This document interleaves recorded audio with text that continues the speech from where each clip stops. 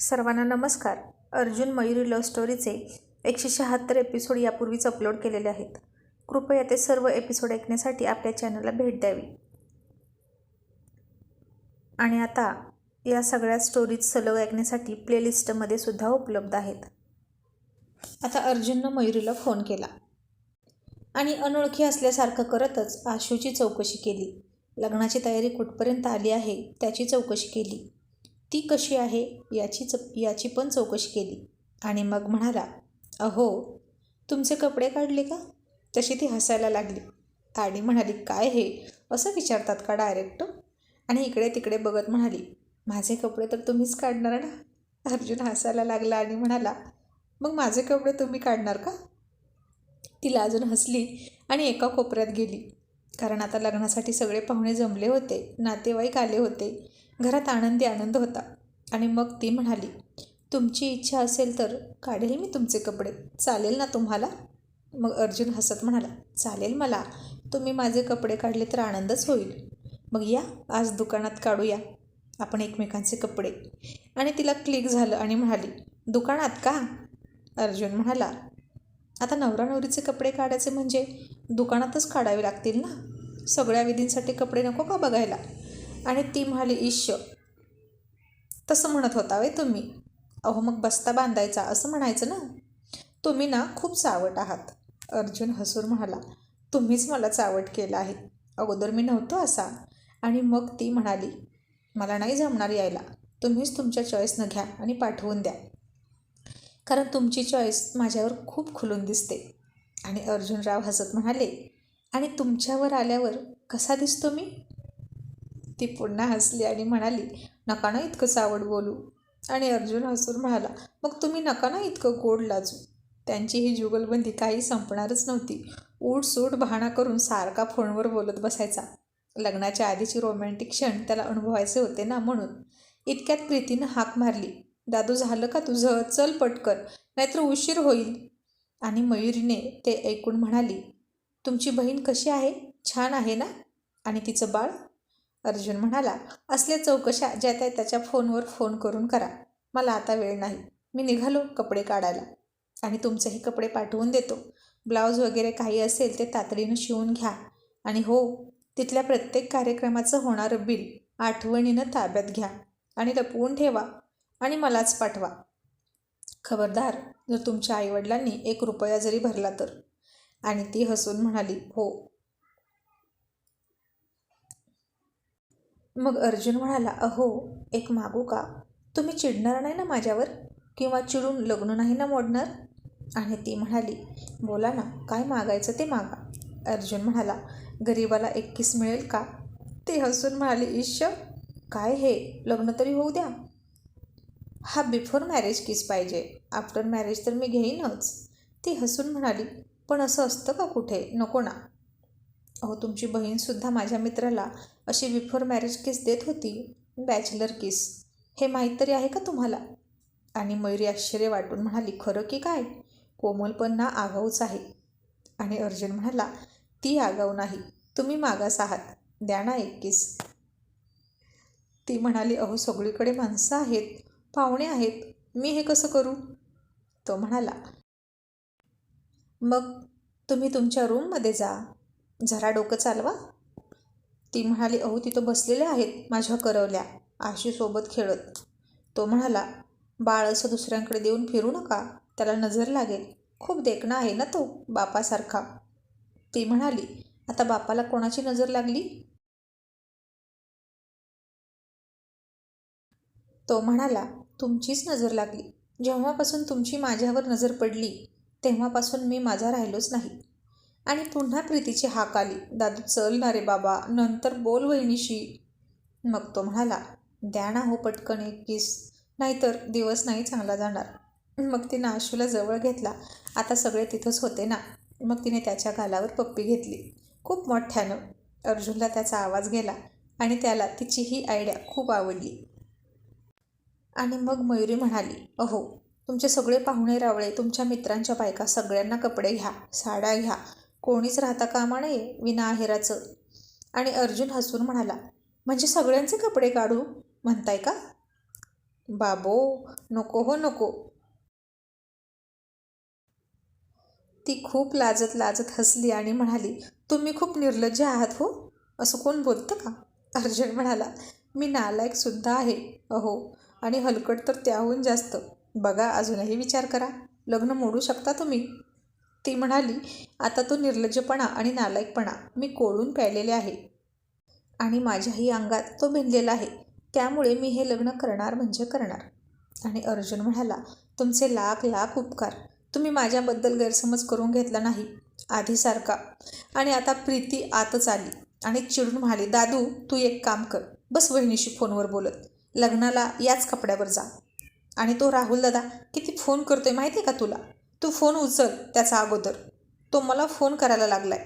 मग bye bye म्हणत phone ठेवला आणि म्हणाला, ए काय ग प्रीती, नवरदेवाला कोण काम सांगतं का? मला माझ्या नवरीसोबत बोलू द्यायचं ना. ती म्हणाली, हे आजचं एवढं तुम्हा दोघांचे कपडे सिलेक्शनचं काम झालं की बाकी सगळी कामं आम्हीच करणार आहोत. तू कशालाही हात लावू नकोस, कळलं? चल आता पटकन. आणि राहुल दादा म्हणाला आहे की तो डायरेक्ट दुकानात येतोय कोमल बहिणीला घेऊन. तो जाम चिडला आहे तुझ्यावर, खूप शिव्या घालत होता.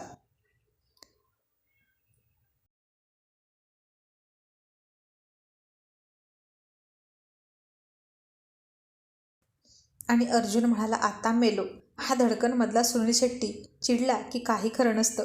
नाहीतर मैं ये नहीं होणे दूंगा असं म्हणत म्हणत माझं लग्न होऊ द्यायचं नाही. आणि हे ऐकून प्रीती खूप हसली आणि म्हणाली, काय रे तू पण दादू, काय काय म्हणत असताना तुम्ही एकमेकांना कुणास ठाऊक. नुसती माकडं आहात एक नंबरची. गांधीजींची 3 माकडं असतात की नाही, तशी तुम्ही 5 माकडं आहात. आणि अर्जुन म्हणाला, ए प्रीती, पण गांधीजींची 3 माकडं काहीतरी सुचवतात, संदेश देतात. बुरा मत सुनो, बुरा मत बोलो, बुरा मत देखो. मग उरलेल्या 2 माकडांचं काम काय ग? त्यांनी त्यांचे हात कुठं ठेवायचे आणि काय संदेश द्यायचा? प्रीती विचार करत म्हणाली, आता मला नाही माहीत, मी काय सांगू. आणि इतक्यात तिथं सचिन आला आणि म्हणाला, अर्जुन चल ना पटकन, काय चाललंय तुझं? आणि त्याला पाहून अर्जुन म्हणाला, हे बघ प्रीती, 4थं माकड. पण हे रॉयल माकड आहे बरं का. प्रीती म्हणाली, पण हा कोणता संदेश देईल? सचिनला काहीच कळत नव्हतं, त्याला विषय माहीत नव्हता. तो म्हणाला, हे काय चाललंय तुम्हा दोघांचं? अर्जुन म्हणाला, नंतर सांगतो, लेट्स गो. आणि आता सगळे कपड्यांच्या दुकानात पोहोचले. राहुलही आला. चैतन्य ऑफिसला गेला होता. त्यानं 3 दिवस सुट्टी काढणार म्हणून आज येऊ शकणार नाही असं म्हणाला. तुम्हीच खरेदी करा असं म्हणाला तो. अर्जुन म्हणाला, भाड्या, तुला बिल नव्हतं भरायला सांगणार माझ्या कपड्यांचं, पण मला तू हवा होतास. चैतन्य म्हणाला, अर्जुन यार समजून घे ना, सरकारी नोकर आहे मी, तुझ्यासारखा मालक नाही. आज माझे सिनियर व्हिजिटला येणार आहेत, ते झालं की मी येतो, ओके. आणि अभि आला का? अर्जुन म्हणाला, आता त्याला जेटलॅग लागला असेल, झोपला असेल. तो फोन उचलत नाही याचा अर्थ आराम करतोय. करू दे त्याला आराम. मेसेज केला आहे ग्रुपवर, दुकानाचा पत्तासुद्धा सांगितला आहे.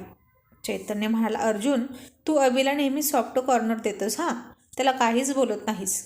अर्जुन म्हणाला, आणि तू ये समोर, तुला एक हार्ड देतो कानाखाली. तू का त्या अभिवर जळतोस काय माहीत. मग राहुल म्हणाला, अर्जुन तुझं अभिवर खूप जास्त प्रेम आहे असं वाटतं चैतन्यला. अर्जुन म्हणाला, माझं फक्त माझ्या बायकोवर प्रेम आहे. तुमच्यासारख्या सरड्यांवर प्रेम करायला मी काय मूर्ख आहे की काय? चला ठेवा फोन. चैतन्यने सुद्धा फोन ठेवला. त्याला खूप वाईट वाटत होतं की तो आता अर्जुनचे कपडे खरेदी करायला हजर नाही म्हणून.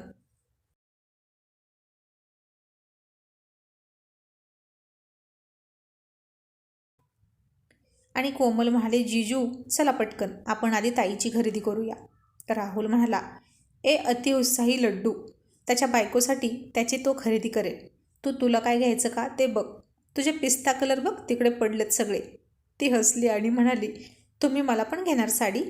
राहुल हसला आणि म्हणाला, नाही तुला नाही, तिकडे बघ. तिनं मागं बघितलं, तिकडे एक सेल्स गर्ल होती. कोमल म्हणाली, हां काय आहे मागे?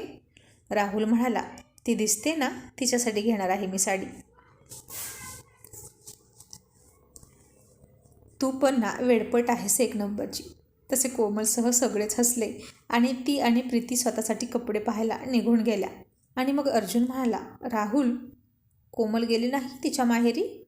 माझ्या सासूबाई म्हणत होत्या की तिला तू लवकर ये तयारी करायला मदतीला. तू पाठवली नाहीस का तिला? आणि राहुल म्हणाला, आता त्यांना काय माहीत की ही नुसती त्यांची कोमल नाही, आता रॉयल लेडीज आहे. तीच म्हणाली, आपल्याकडे पण लग्न आहे ना आणि मॅनपॉवर कमी आहे आपल्याकडे, त्यामुळे ती तिकडं जाणार नाही. अर्जुन जुजूंची तयारी करायला इथेच थांबणार. तसा सचिन म्हणाला, भाड्या, लय टच्चून कामाला लागला रे तू. एक दिवस बायकोला सोडणं झालाय. तुला रात्री करमत नाही ते सांग की. शेवटी तू सुद्धा अर्जुनच्या पावलांवर पाऊल टाकलंस.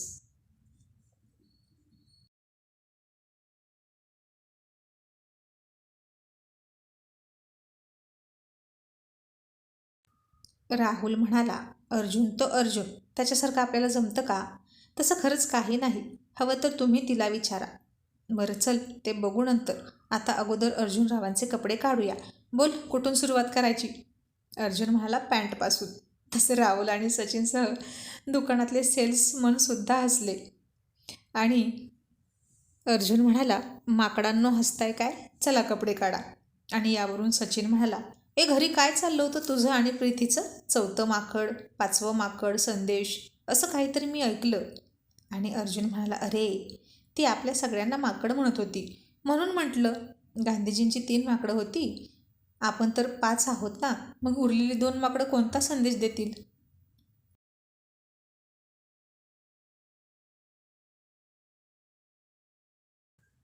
राहुल आणि सचिन विचार करत म्हणाले, कोणता बरं, तूच सांग. अर्जुन म्हणाला, सचिन आहे 4थं माकड आणि चैतन्य 5वं. राहुल म्हणाला, पण सचिनचा हात कुठे असेल मग? अर्जुन हळूच म्हणाला, संसाराच्या मुळीवर.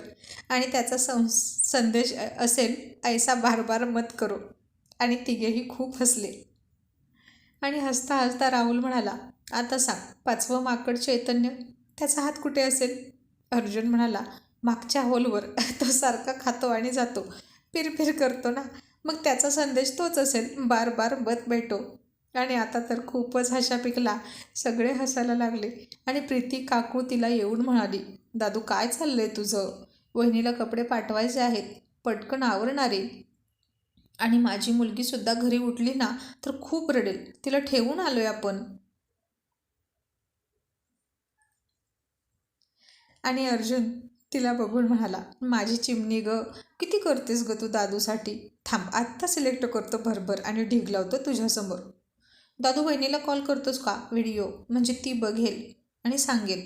अर्जुन म्हणाला, गरज नाही. तिला इथे दुकानात आणली तरी ती माझ्याच तोंडाकडे बघत राहणार. कन्फ्यूज असते ग ती. आणि आशू पण नाही राहणार इतका वेळ इथं.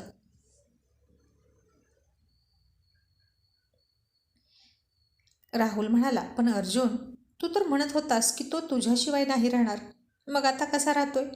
आणि भाड्या, तू सुद्धा राहतोस की बायकोशिवाय? अर्जुन म्हणाला, अरे दिवसातून एकदा तरी आठवण काढून रडायला लागतो तो. मग शिट्टी वाजवून फोनवरून गाणं म्हणतो मी. आणि मग तो शांत होतो. आणि सचिन म्हणाला, मग तू जेव्हा दिवसातून खूप वेळा तुझ्या बायकोची आठवण काढतोस, तेव्हा तुझी बायको काय करून तुला शांत करते? आणि अर्जुन हसून म्हणाला, नागिन डान्स करते. तसे पुन्हा सगळे हसायला लागले. आणि प्रीती पुन्हा म्हणाली, दादू, तू पुन्हा विषयांतर करतोस. तूही काही खरेदी करत नाहीस आणि आम्हाला पण चॉईस करू देत नाहीस. आता या दादूचं असंच असायचं. मेन कार्यक्रम असायचा 2 मिनिटाचा, पण त्याची प्रस्तावना हातभर मोठी.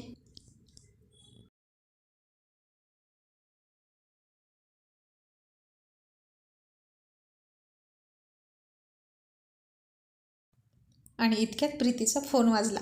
अर्जुन म्हणाला, चिमणाबाई, चिमण्याची आठवण येते का? बघा त्याचाच फोन असेल. मग जा आणि बोला, तोपर्यंत मी करतो सिलेक्ट सगळं. मग ती गेली अजयशी बोलायला. अर्जुनने मयुरीसाठी सगळ्या विधींसाठी कपडे घेतले. हळदीसाठी पिवळी, साखरपुड्यासाठी हिरवी, लग्नासाठी एक सुंदर शालू, तिच्या अंगावर घालण्यासाठी रेशमी शॉल, तिच्या नवरीच्या चपला, सगळं सगळं खरेदी केलं. आणि म्हणाला, चला, नवरीचे कपडे तर काढून झाले, आता नवरदेवाचे काढा.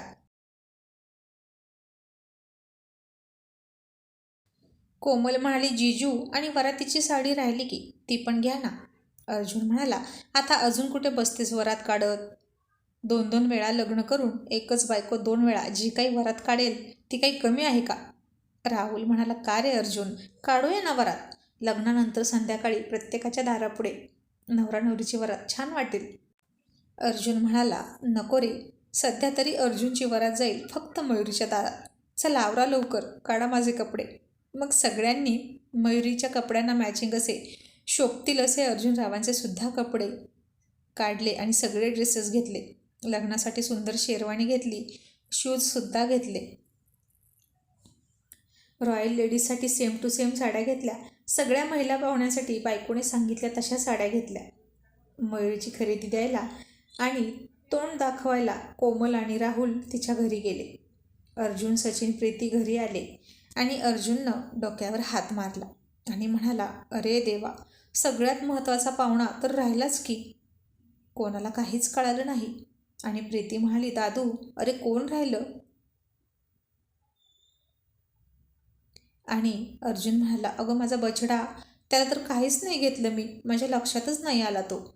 आणि आता पुन्हा सचिन आणि अर्जुन गाडी स्टार्ट करून दुकानात गेले. चिमुकल्या आशूसाठी सगळं घेतलं. जितके ड्रेस नवरा नवरीचे घेतले होते तितके, ते सुद्धा मॅचिंग.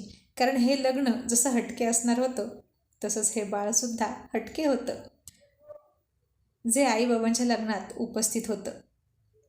मग पुन्हा सचिन आणि अर्जुन घरी आले. लता आणि प्रीती सगळं साहित्य व्यवस्थित लावत होत्या आणि अर्जुन म्हणाला, प्रीती, अगं तुझ्या नवऱ्याचे कपडे तू काढलीस की नाही? मी विसरलोच ग. प्रीती म्हणाली, काय रे दादू तू पण. आणि सगळे हसायला लागले खूप खूप.